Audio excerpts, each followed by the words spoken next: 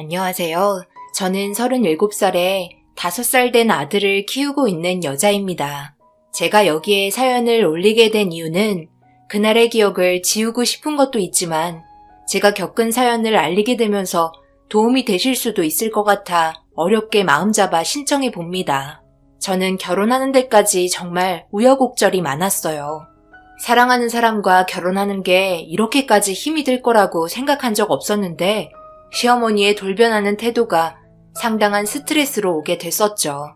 남편과 저희 집안은 비슷했어요. 오히려 저희 쪽이 재산은 더 많았기 때문에 처음 시어머니와 만났을 때 저를 상당히 이뻐해 주시고 딸 같다고 엄청 잘 대해 주셨습니다. 그런 점들이 저는 싫지 않았어요. 시어머니와의 관계가 좋으면 좋을수록 결혼 생활하는데 힘든 부분들은 없어지잖아요. 보통 저보다 일찍 결혼한 친구들이나 지인들 보면 시어머니의 막대먹은 성격 때문에 이혼을 선택하게 되는 일이 너무 많더라고요. 특히 매년 2번 있는 명절날 2손 2발 들고 다 떨어져 나갑니다. 처음에는 남편을 만나 사랑하는 마음에 시어머니한테 잘 보이고 싶어 별짓을 다 하지만 그런 노력하는 모습을 시어머니는 당연하다고 생각을 하시는 것 같아요. 아들을 낳았으니 당연히 받아야 할 특권처럼 생각을 하신 건지 며느리를 부려먹으려고 하는 행동들이 너무 보인다며 결국 명절날 대판 싸우고 이혼하더라고요. 그런 모습들을 보다 보니 저 또한 결혼에 대해서 긍정적으로 생각하는 편은 아니었어요. 그래도 다행인 건 처음 인사드렸을 때 이것저것 정말 많이 물어보셨지만 좋은 결과를 얻을 수 있었고 상견례 날짜까지 잡게 되는 날이 오게 되었어요. 그런데 양가 집안 만나기 한 달 전에 엄청난 사건이 터지고 말았습니다. 그때랑 지금이랑 상황이 많이 다르지 않니? 우리 아들 고생시키는 거 보고 싶지 않은데 내가 너희 집안에 결혼시킬 이유가 이제 없는데 뭘 결혼 허락해달라는 거야? 너희 집안에 결혼시키면 나한테 득될 게 있는 거니? 그런 건 아닌데요. 현재 저희 집안 아직 망한다는 소리 없어요. 그저 지금 잠시 경기가 안 좋아진 것뿐이에요. 저희 아빠 여태까지 잘 헤쳐나오셨고 앞으로도 그럴 거예요. 그리고 상견례 날짜까지 전부 잡아놓은 상태인데 그냥 무작정 통보식으로 안 된다고만 하시면 저희 입장은 뭐가 되겠어요. 어머님, 일단 진정하시고 지켜봐 주시면 안 될까요? 어머님은 저희 집안 사업이 원활하게 되지 않자 상당히 불안해하셨어요. 부모의 입장에서 충분히 이해는 되었지만 원래 사업이라는 게 잘 벌릴 때도 있지만 조금 주춤거릴 때도 있잖아요. 그런데 말이 어떻게 어머님 귀에 들어가게 된 건지 갑작스러운 상황에 너무 당황해했었죠. 그런데 알고 보니 시어머니가 저희 집안을 뒷조사했더라고요. 그래서 처음 어머님과 만났을 때 저에게 이런저런 질문들을 계속해서 물어보셨다는 걸 뒤늦게 알 수 있었습니다. 모든 걸 돈으로 기준을 잡으려고 하시는 시어머니의 행동이 마음에 들지 않았어요. 저희 집안이 부족한 것도 없는데 절절매면서 시어머니한테 밉보이며 결혼할 필요는 없다고 생각했습니다. 그래서 이 문제 때문에 그때의 남편과 한바탕 싸우게 되었어요. 그리고 결혼 전부터 삐걱거린다면 앞으로 좋은 일은 없을 것 같아 저도 헤어지자고 통보하게 되었습니다. 저희 부모님도 이 말을 듣고 난 뒤에 신중할 필요가 있다고 얘기하셨고 결국 상견례 자리는 파투가 나게 되었어요. 그때 남편과도 연락을 하지 않은 상태였습니다. 제가 상처를 많이 받게 되면서 마음의 문이 정말 닫혀버렸거든요. 남편은 이런 식으로 절대 헤어질 수 없다며 끝까지 연락하고 매달리고 있었고 어머님이 진심으로 사과를 한다면 생각해보겠다고 더 이상의 말은 하지 않았습니다. 그런데 벌어지면 안 되는 일이 발생이 되고 말았어요. 뜻하지 않았던 임신을 하게 되면서 골치 아픈 상황이 오고 말았습니다. 결국 저 혼자 감당할 수 없는 문제였기 때문에 임신 소식을 알리게 되었고 양가 집안 모두 충격받은 상태에서 남편은 결혼할 수 있다며 좋아하고 있었어요. 결국 시어머니와 다시 얼굴을 마주해야 했고 카페에서 단둘이 만나서 응어리진 부분을 풀어나가기 시작했어요. 시어머니도 제가 털어놓은 불만을 가만히 듣고만 계시다가 자신의 잘못을 인정하더라고요. 그래, 내가 그때는 경솔했다. 나도 솔직히 불안한 마음도 있었지. 생각해봐라. 너희 집안 조사했는데 안정적이지 않은 매출을 올리고 있으니 그런 집안에 우리 아들 털컥 건넸다가 힘든 삶을 살게 된다면 엄마인 내가 얼마나 가슴이 아프겠니? 그 정도는 너도 이해해줘야 하는 거야. 완전 이해 못한다고 하진 않겠지? 임신했으니까 출산하고 나중에 그 아이가 결혼하게 된다면 나와 똑같은 생각을 하게 될걸? 뱃속에 있는 아이가 아들이면 너도 똑같은 시애미 입장이 될 텐데 나처럼 그런 행동이 안 나올까? 서로의 감정이 상했던 부분은 지금 이 자리에서 풀고 앞으로 어떻게 살아야 할지 생각해보자. 뱃속에 있는 아이를 생각해서라도 양가 집안 웃으면서 살아야 하지 않겠니? 시어머니는 적극적으로 자신의 잘못에 대해 인정하고 있었어요. 저희 집안이 식재료 유통사업을 하고 있어서 전국에 사업장이 5개 정도가 있거든요. 그런데 유통량보다 사업장에서 나가는 지출이 더 많아지다 보니까 2곳을 줄이게 되면서 어머님이 그 상황을 알게 되었던 거죠. 그래도 저희 가족 충분히 먹고 살 수 있는 정도의 자금력을 가지고 있었어요. 가지고 있는 재산이 어찌됐든 시댁 집안보다는 많았으니까요. 그런데 양가 집안 결혼을 위해 상견례 날짜를 다시 잡게 되었고 그날 모두가 한자리에 모여 있는데 그러고 보니 아버님 얼굴은 단 한 번도 본 적이 없었습니다. 그전부터 아버님 얼굴을 뵌 적이 없어서 이것저것 물어봤지만 워낙 바쁘신 분이라 자기도 잘 못 본다며 나중에 따로 전화가 올 때 통화 한번 하자면서 아버님이 회사 일 때문에 많이 바쁘다는 말만 반복했어요. 계속되는 질문에는 답을 하지 않고 다른 상황으로 돌리고 있었습니다. 별로 말하고 싶지 않은 사정이 있나 보다 생각하며 대수롭지 않게 그냥 넘겼는데 상견례 장에까지 나오지 않으니 솔직히 기분은 별로였어요. 저희 부모님도 한가하셔서 나온 것도 아닌데 저희 집안을 무시하는 건가 생각했어요. 결혼식을 위한 진지한 상견례였고 저한테 제대로 된 설명을 단 한 번도 해준 적이 없어서 아무래도 이건 아닌 것 같아 속 시원하게 어떤 상황이길래 모두가 한자리에 모이는 중요한 상견례 자리에 나오지 못하는 건지 어머님을 보며 진지하게 얘기했어요.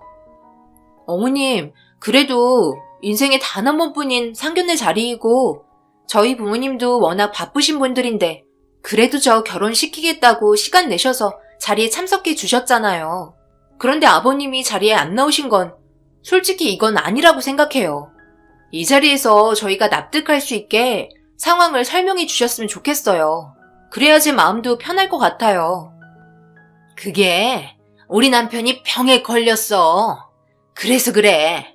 이런 말 하는 게 좋은 건 아니잖아. 치매가 좀 심각하게 있는 상태라 집에서만 생활해야 돼. 밖으로 나가면 돌발 상황을 너무 많이 저질러서 우리가 체력적으로 힘에 부치거든. 이런 말해서 좋을 거 없을 것 같아 얘기 안 했다. 치매가 자랑할 일은 아니잖니. 그러니 우리 입장도 좀 생각해 주길 바란다. 그래도 우리 아들이 모든 일을 이어받을 수 있어서 다행이지. 안 그랬으면 우리 집안 쫄딱 망했을 거야. 지금은 완전 자리가 잡혀있는 상태라 매출도 많이 상승한 편이지. 그 덕에 이렇게 이쁜 며느리도 볼 수 있잖아. 시어머니는 어색한 웃음으로 집안 상황에 대해서 저희가 이해할 수 있게 설명해 나갔어요. 그리고 이런 문제들이 있다는 게 가슴이 아팠고 그동안 마음고생했을 어머님과 남편을 생각하니 제가 더 잘해야겠다는 생각이 들었었죠. 그렇게 상견례 자리는 무사히 끝이 났고 저는 배가 불러오기 전에 결혼식을 빠르게 진행하게 되었어요. 모든 일은 순조로웠고 남편과의 행복한 결혼 생활이 마냥 좋았습니다. 신혼여행을 다녀온 후 시댁에 인사를 드리려고 남편에게 어머님 시간이 어떻게 되냐고 물어봤는데 난감한 표정으로 우물쭈물 하더라고요. 그러더니 잠시 전화해보겠다며 자리를 피했고 베란다에서 어머님과 통화를 하는 것 같았어요.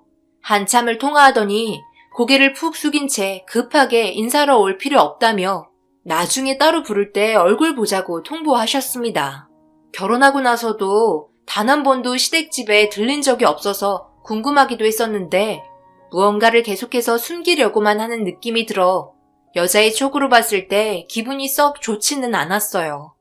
하지만 반대로 생각해보면 시댁집에 치매가 심하신 아버님이 계시기 때문에 집안 꼴이 말이 아닐까봐 그런 모습 보여주기 싫으셔서 오히려 더 숨기고 싶어 하는 것 같아 침착하게 시간을 두고 기다려주기로 했어요. 그리고 몸에 좋은 거 챙겨 먹으며 출산을 위해 몸 관리에 더 신경을 썼고 어머님은 제가 아들이라는 걸 알게 되시고 더욱더 많은 것들을 뒤에서 챙겨주셨어요. 그렇게 많은 사랑을 받으면서 뱃속에 있는 아이는 건강하게 자라기 시작했고 잘생긴 아들을 출산하게 되었습니다. 어디 하나 문제없이 태어난 모습에 하늘에 감사하며 앞으로 우리 아이와 행복한 날들을 꿈꾸면서 새로운 인생이 펼쳐질 거란 기대를 가지고 하루하루 보내고 있었어요. 그런데 출산도 했고 몸조리도 끝난 상태가 되자 어머님이 맛있는 음식 해주겠다며 결혼하고 처음으로 시댁으로 초대를 해주셨어요. 괜히 무리하시는 것 같아 괜찮으실 때 초대해 주셔도 된다고 하니까 어머님은 괜찮다며 주말에 남편과 함께 같이 오길 바라셨습니다. 결혼식 할 때보다 시댁에 가는 게 더 떨렸던 것 같아요. 어머님과 통화 이후 마음의 진정은 잘 되지 않았어요. 남편이 모든 일을 마치고 늦은 저녁 집에 들어와 어머님한테 얘기 들었냐고 물어보니 아직 상황을 잘 모르고 있는 것 같았습니다. 그래서 어머님과 통화한 내용에 대해서 들뜬 마음으로 말하기 시작했어요. 어머님이 이번 주말에 오라고 하셨어. 다 생각이 있으셨던 거야. 그동안 집안 정리도 다 끝내셨나 봐.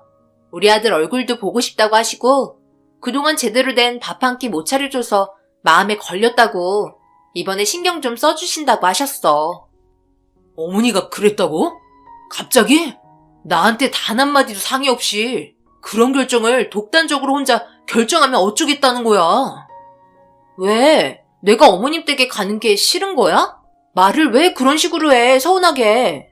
내가 그동안 시댁에 얼마나 가고 싶어 했는지 당신이 더 잘 알면서 데려가기 싫은 것처럼 말을 하고 있네. 내가 시댁에 가는 게 싫어?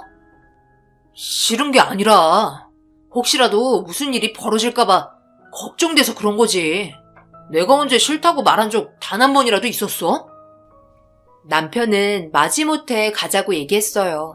기대를 가지고 있었던 제 기분을 한순간 꺾어버렸고 그때부터 기분이 별로 좋지 않았습니다. 그동안 입이 닳도록 얘기했었는데 그런 마음 잘 알면서 남편의 행동은 실망스럽게 다가왔네요. 솔직히 결혼하고 나서 아이까지 낳았는데 아버님 얼굴 한번 못 뵌다는 게 말이 돼요?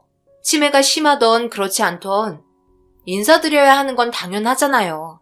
제 얼굴이 궁금하실지도 모르고 아버님도 손자가 보고 싶으실 텐데 갑자기 제정신이 돌아오셔서 좋은 말씀 해주실 수도 있는 건데 무조건 꺼려하는 남편의 행동이 더 수상하게만 느껴졌습니다. 서로의 냉전 상태에서 아무 말 없이 시댁으로 아침 일찍 향하게 되었고 남편은 거의 다 도착했을 때 저에게 의문의 한마디를 뱉었어요. 무슨 일이 있어도 아버님과 마주치지 말라는 소름 돋을 정도의 무서운 말을 꺼냈습니다. 절대로 눈을 쳐다보지 말라며 최대한 마주치지 않는 게 정신건강에 좋을 거라고 한마디 한 뒤 아무 말 없이 시댁으로 향했습니다. 그렇게 어머님 집에 도착했고 저희가 오는 소리가 들리자 급하게 뛰어오셨어요. 저희를 많이 기다리고 있으셨던 것 같았습니다. 아버님 요양 때문에 큰 집으로 이사를 했다고 했는데 정말 엄청 큰 초호화 저택이었어요. 어머님은 손주를 안아보겠다며 제품에 있던 아이를 건네받으셨고 그렇게 어머님 집으로 들어가게 되었습니다. 조용하니 깔끔하게 정리가 되어 있는 집안과 관리해주시는 가정부 몇 분이 계셨어요. 그리고 이리저리 두리번거렸지만 아버님은 찾아볼 수 없었습니다. 어머님은 신경 쓰지 말라며 주방에 맛있는 음식 한 상을 차려주셨고 배가 너무 고픈 나머지 식사부터 하게 되었어요. 처음에는 삐걱거렸지만 서로에 대해서 조금씩 알아가다 보니 어머님이 참 좋으신 분 같았습니다.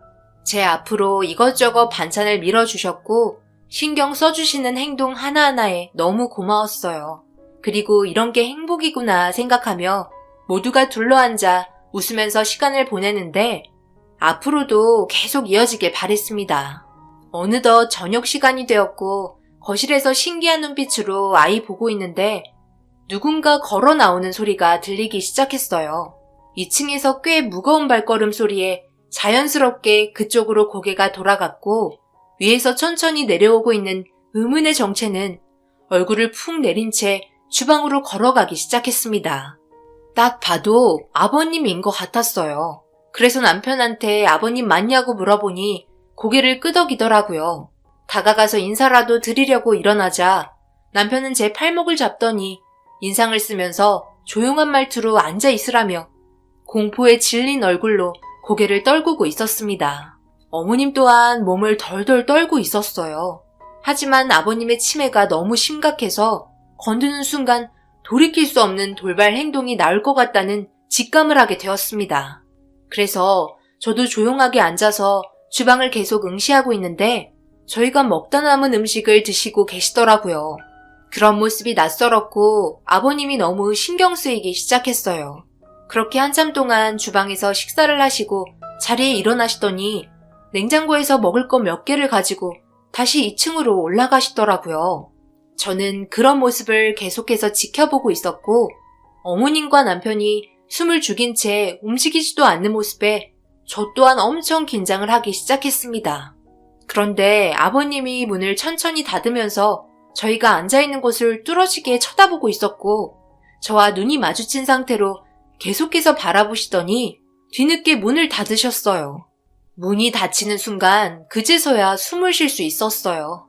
아버님이 나오시는 순간부터 가족부분들까지 그 자리에서 가만히 서서 공포에 떨고 있었습니다. 존재감이 엄청났었고 살갑게 다가가 인사를 하기에는 문제가 있을 것 같다고 판단하게 되었어요. 남편은 이제 그만 가면 좋겠다고 얘기하자 어머님은 자고 가라며 저와 단둘이 있는 시간을 원하고 계셨어요. 저도 아버님이 별로 방해가 되지는 않는 것 같아 하룻밤만 자고 아침에 집으로 돌아가자고 남편에게 부탁했어요. 어쩔 수 없이 한숨 푹 쉬며 고개를 끄덕이곤 작은 방으로 들어갔습니다. 방으로 한번 들어간 아버님은 밖으로 나오지 않으셨어요. 얼굴을 제대로 볼 수 없어서 제 궁금증은 더욱더 증폭이 되었고 그런 마음을 알고 있는지 어머님은 그냥 가만히 있는 게 좋은 거라고 조용히 있다가 다음날 집에 돌아가길 원하고 계셨습니다. 어머님과 거실에서 한참 동안 대화하고 있는데 아이가 졸린지 칭얼거렸고 어머님도 피곤한 것 같아 쉬기로 하고 각자 방으로 들어갔어요. 남편은 제가 들어올 때까지 방에서 잠도 안 자고 기다리고 있었습니다. 얼굴 표정이 별로 좋지 않았어요. 아무래도 시댁에서 자고 다음날 가는 게 마음에 안 들었던 것 같아요. 보통 시댁에서 자고 간다고 하면 좋아해야 하는 거 아니야? 이런 것도 당신에 대한 배려라고. 이런 배려 나는 원하지 않고 그저 빨리 집에 가서 마음 편히 쉬고 싶을 뿐이야. 너는 이런 분위기에서 굳이 여기서 자고 가고 싶냐? 우리 어머니가 자고 가라고 해도 집에 가서 편하게 쉬는 게 낫지. 도대체 뭐가 문제인 거야? 나한테 뭐 말 못한 거 있어? 뭐 숨기는 거 있냐고. 딱 보니까 하는 행동들이 너무 수상해. 내가 말 안 하고 지켜보고 있는데 솔직히 말해봐. 말 안 한 비밀 있는 거지? 내가 봤을 때 아버님 아무렇지도 않는 것 같구만. 진짜 치매 맞아? 아무래도 내가 직접 얘기해보는 게 좋을 것 같아. 나도 이런 식의 분위기 마음에 들지 않는다고. 저는 남편의 행동이 짜증나기도 했고 계속되는 답답한 행동들에 아버님이 계신 방에 가보기로 했어요. 이러다가 제가 화병이 날 것 같았거든요. 그래서 문을 박차고 나가려는 순간 남편이 제 팔을 붙잡고 저를 말리기 시작했습니다. 저는 남편을 뿌리치며 아버님이 계신 방 쪽으로 걸음을 옮기고 있는데 주방에서 투닥거리는 소리가 들리더라고요. 그래서 고개를 돌려보니 아버님이 저를 보며 우두커니 서 있었습니다. 거실과 주방이 불이 켜져 있어서 검은 형체만 있는 아버님이 너무 무서웠어요. 그 모습에 저도 모르게 뒷걸음질 치기 시작했고 아버님은 저를 보며 천천히 다가오고 있었습니다. 그러더니 갑자기 저한테 무서울 정도로 달려오기 시작했고 순간적인 돌발 행동에 너무 놀란 저는 비명을 지르며 작은 방으로 다시 들어갔어요. 뒤에서 그 모습을 지켜보고 있던 남편은 저를 보며 한심하다는 눈빛을 보냈고 치매가 확실한 것 같은 느낌을 받게 되었습니다. 저는 조용히 작은 방문을 다시 열어 2층으로 올라가는 아버님을 보았고 남편은 뒤이어 잠이나 자라며 아기 겨우 잠들었는데 깨겠다며 한심한 눈빛을 보냈어요. 저는 혹시 몰라 두려운 마음에 문을 걸어 잠그고 아이 옆에 눈을 붙였습니다. 그렇게 깊은 잠에 빠져 있었는데 아이가 칭얼거리는 소리에 눈을 뜨게 되었고 아이를 안고 다시 재우고 있는데 고개를 돌려 옆을 보니 남편이 자리에 없었어요. 화장실을 간 것 같아 별 생각 없이 아기 재우는데 집중했고 그렇게 다시 깊은 잠에 빠진 아이를 눕히고 남편을 기다렸는데 돌아오지 않아 거실 문을 열어보니 어두운 거실의 2층에 빛이 새어나오더라고요. 그런데 그 방에서 어머님과 남편의 목소리가 들려왔어요. 그런데 아버님의 목소리가 처음으로 들려왔고 셋이서 싸우는 것 같아 조심스럽게 2층으로 걸어 올라갔습니다. 저는 문에 바짝 기대어 대화를 마저 듣고 있는데 남편이 하는 말에 엄청난 충격을 받고 말았어요. 어머니는 도대체 생각이 있는 거예요? 뭔 생각으로 아내를 집으로 끌어들인 거예요? 지금까지 세워둔 계획을 전부 물거품으로 만들 생각이세요? 왜 이렇게 혼자서만 독단적으로 행동하시는 건데요? 제발 아버지와 제가 알아서 하게끔 뒤에서 그냥 가만히 계세요. 이러다가 아내가 알기라도 한다면 그땐 정말 돌이킬 수 없다고요. 나는 그저 우리 며느리 밥 한 끼 해주고 싶어서 그랬던 것 뿐이다. 나는 이런 쌀쌀맞은 역할 어울리지 않는다고. 그냥 마음 편하게 살고 싶었을 뿐인데 내가 왜 이런 행동을 해야 하는 건지 모르겠다. 이게 다 당신 때문이잖아. 그리고 그냥 방에서 나오지 말고 조용히 있으면 되지. 우리 밥 먹고 있는데 기어 나와야겠어? 왜 우리 며느리한테 겁을 줘서 무섭게 만드는 건데? 당신 행동이 제일 의심스러운 거 알아? 그런 식으로 행동하면 누가 당신을 치매 환자로 보겠냐고. 하는 행동이 귀엽잖아. 나는 뭐 며느리 안 보고 싶어서 그런 줄 알아? 나도 정상적인 모습으로 대하고 싶다고. 상견례도 못하고 결혼식도 못하고 집에 왔는데 말도 못 붙이고 많고 많은 병 중에 왜 하필 치매인 거야? 생각들이 그렇게 없어? 여기 오래 모여있다가 아내가 깨어나서 우리 셋이 있는 거 보기라도 한다면 그때는 정말 돌이킬 수 없는 문제가 되니까 제발 조심 좀 하자고요. 우리가 여기 집주인인 것처럼 행동해야 돼요. 아시겠죠? 장기 출장 간 집주인한테 매달 나가는 월세가 얼마인 줄 아세요? 더 이상 가정부 부르지 마세요. 그리고 계획했던 상황 최대한 빨리 정리하자고요. 이번 건 상당히 큰 거예요. 아내 집안이 재산이 어마어마하기 때문에 최대한 빨리 손을 써야 한다고요. 다시 한번 말하지만 제가 아버님 사업을 물려받은 다음 계획적인 사고가 필요해요. 그때까지 아버지는 최대한 눈에 띄지 않게 몸조심하시고요. 제가 사업 물려받는 순간 교통사고 아시죠? 그리고 우리는 전 재산 챙긴 다음 이 바닥에서 뜨면 끝인 거예요. 아시겠어요? 그때까지 조심하는 게 좋을 거예요. 계획에 없던 아기가 생긴 게 최대 복병이지만 그건 어쩔 수 없으니 다들 마음 약해지지 말자고요. 어머니도 정신 똑바로 차려요. 우리가 진짜 여기 사는 건 아니잖아요. 아내 집안 돈 뜯어내려고 투자한 돈이 얼마인 줄 아세요? 밑작업 제대로 한 만큼 확실하게 했으면 좋겠어요. 이 말을 듣고 있는 동안 남편의 믿을 수 없는 말들에 엄청난 충격을 받게 되었고 방 안에서 들려오는 대화 내용을 핸드폰으로 녹음을 하면서도 도저히 믿기지가 않았어요. 그동안의 모든 게 계획된 접근이었고 아버지의 전 재산을 가로챌 생각을 가지고 진행을 했었다는 게 엄청난 충격을 안겨주었습니다. 저는 그 순간 너무 무서워 아이를 안고 정신이 나간 여자처럼 그 상황을 벗어나기 위해 맨발로 허겁지겁 도망치기 시작했어요. 제가 현관문을 열자마자 이 모든 사실이 발각되었다는 걸 알게 된 남편은 저를 향해 무서울 정도로 뛰어오기 시작했고 저는 잡히지 않으려고 아이를 꽉 껴안은 상태로 무작정 달렸습니다. 하지만 점점 가까워지고 있는 남편의 모습에 겁에 질린 저는 그 자리에서 털썩 주저앉고 말았고 너무 무서운 나머지 동네가 떠나갈 정도로 살려달라고 비명을 질렀어요. 제가 미친 듯이 소리를 지르자 그 모습에 당황을 한 듯 재빠르게 몸을 숨겼고 저를 본 주민들이 허겁지겁 달려와 쓰러져 있는 저를 부축해 주었습니다. 병원으로 데려다 주겠다는 주민들에게 경찰을 불러달라고 애원했고 몇 분 지나지 않아 경찰이 도착했습니다.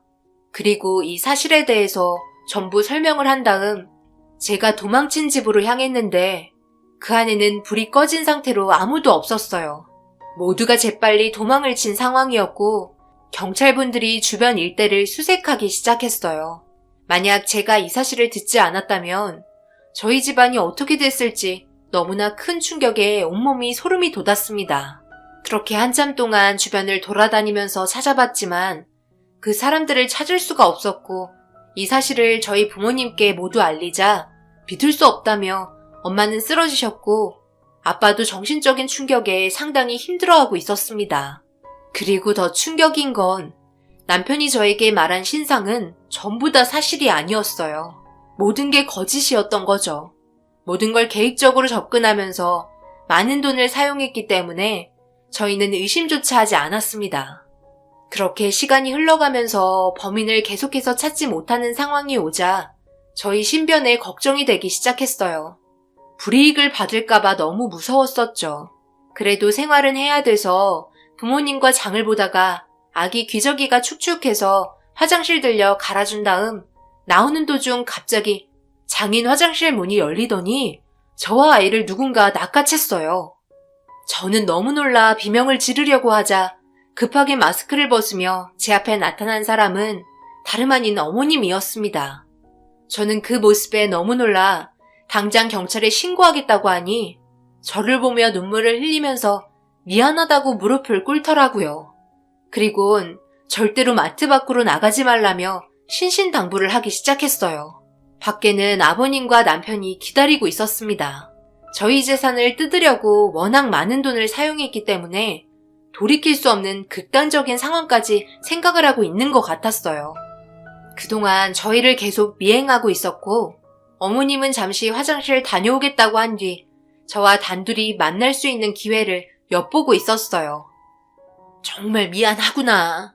이런 식으로 접근해서 너를 볼 면목이 없다. 우리 손자를 보고 있으니 내가 너무 마음이 약해져서 도저히 네가 잘못되는 걸 지켜볼 수가 없을 것 같아 이렇게 찾아왔어. 주차장에서 남편이랑 아들이 너희 가족을 기다리고 있다. 그러니 경찰에 신고해서 지금 상황을 마무리 지었으면 좋겠어. 우리 손자가 다치는 건 보고 싶지 않다. 내가 너한테 잘해준 것도 없고 그동안 마음 주지 않으려 했던 건 이런 상황들이 오게 될까봐 두려워서 그랬던 거야. 모든 진술은 내가 할 테니까 지금 당장 경찰에 신고하고 그 전까지 절대 나오면 안 된다. 알겠지? 미안한데 우리 손자 마지막 한 번만 안아봐도 되겠니? 이번이 마지막이 될 것 같아서 정말 미안하구나. 시민으로서 마지막 부탁이다. 어머님은 저와 아기가 다치게 될까봐 그게 두려워 몰래 저한테 접근해서 모든 사실을 알려주었어요. 그리고 어머님은 손자를 잠깐 안아보더니 눈에서 눈물이 흘렀습니다. 이런 상황이 너무나 가슴이 아팠던 것 같아요. 하지만 모든 계획은 너무나 나쁜 범죄였기 때문에 법적인 처벌을 받아야만 했습니다. 어머님은 오랜 시간 지체할 수 없어 다시 주차장으로 되돌아갔고 저는 그 자리에서 경찰에 신고를 하게 되었어요. 결국 시댁 집안은 전부 잡히게 되었어요. 어머님이 그동안의 범죄 사실을 전부 얘기하면서 상황은 종결되었습니다. 더 큰 문제는 그 전에 저희 말고도 이런 식으로 접근한 경우가 몇 번이나 더 있었고 그 계획에 당한 가족들은 전부 정상적인 삶을 살 수 없을 정도로 나빠진 상태였다는 걸 알 수 있었습니다. 결국 꼬리가 길면 밟힌다고 붙잡히긴 했지만 어머님의 결정적인 행동이 아니었다면 아마 저희도 무사하지 못했을 거예요. 현재 모두 다 징역을 살고 있지만 어머님이 마지막에 손자 한번 안아보겠다는 말이 제 머릿속에 계속 맴돌고 있네요. 이유야 어찌되었든 자신들이 저지른 범죄 행위는 충분히 받고 나왔으면 하는 바람입니다. 저희 가족을 지금 현재 살아있게 해준 우리 아이에게 고맙다고 해야 할 것 같아요.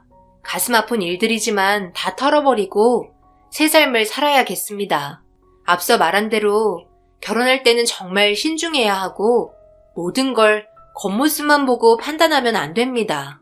왜 사람들이 사기꾼들에게 속아 넘어가는지 알 수 있을 것 같아요. 범행을 저지르기 전에 정말 철저한 계획을 가지고 접근하기 때문에 알아차리기가 쉽지 않은 것 같네요. 제 사연 들으신 분들 또한 항상 조심하시고 무조건 의심부터 해보시기 바랍니다. 그게 손해보는 건 아니니까요. 신중해서 나쁠 건 없잖아요. 제 사연 들어주신 분들 항상 행복하시고 좋은 일 가득하시길 바랄게요. 감사합니다.